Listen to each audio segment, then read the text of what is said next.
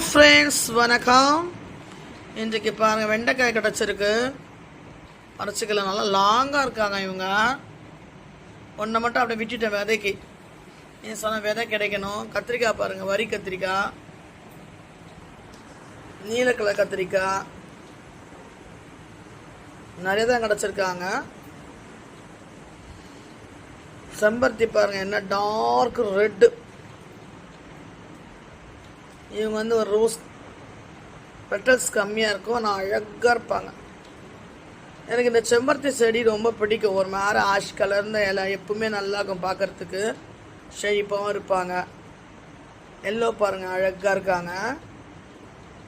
இந்த எல்லோ ஒரு வெரைட்டி அழகாக இருக்காங்க. உள்ள ஒரு பிங்க் கலர் டாட். எல்லாமே எல்லோ மயமாக இருக்குல்ல. லைக் பண்ணுங்கள். Thank you friends. வணக்கம். வட்டார செம்பருத்தி தான் பார்க்க போகிறோம். ஃபேண்டா எல்லோ பாருங்கள், என்ன அழகாக இருக்காங்க. இவங்களுக்கு சாதாரண காய்கறி கழிவு கரைச்சல், அதுக்கப்புறம் பார்த்திங்கன்னா நம்மளுடைய ஆட்டு மாட்டு சாணம் எரு, அதுக்கப்புறம் சாம்பல் கொஞ்சம் யூஸ் பண்ணலாம். நான் என்ன பண்ணுவேன்னா, கொஞ்சம் வேப்பம் இலை அரைச்சி அந்த கரைச்சல் கொஞ்சம் கொஞ்சம் கொடுப்பேன். ஏன்னா பூச்சி அப்போ தான் வராது. அந்த பூச்சிகளை தவிர்க்கலாம்.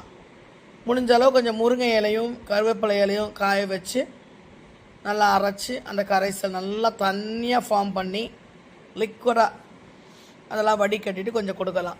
அந்த வடிகட்டி வச்சுக்கிற திப்பி என்ன பண்ணலாம், நம்ம வீட்லேயே ஃபெர்டிலைசர் தயாரிக்கிறது மண்ணில் போட்டு வச்சுட்டு ஒரு மந்த்தோ இல்லை 2 மந்த்தோ கழிச்சு நம்ம எடுத்து யூஸ் பண்ணலாம். இப்படி தான் நம்ம நல்ல ஒரு சத்தான மண் தயாரிக்கணும்னா இப்படி தயாரிக்கலாம். அதிலே மீன் கழுவெல்லாம் எடுத்து போட்டு மூடி வச்சிங்கன்னா நல்லா இன்னும் எலிஜிபிளான சத்தான உரம் கிடைக்கும். நன்றி.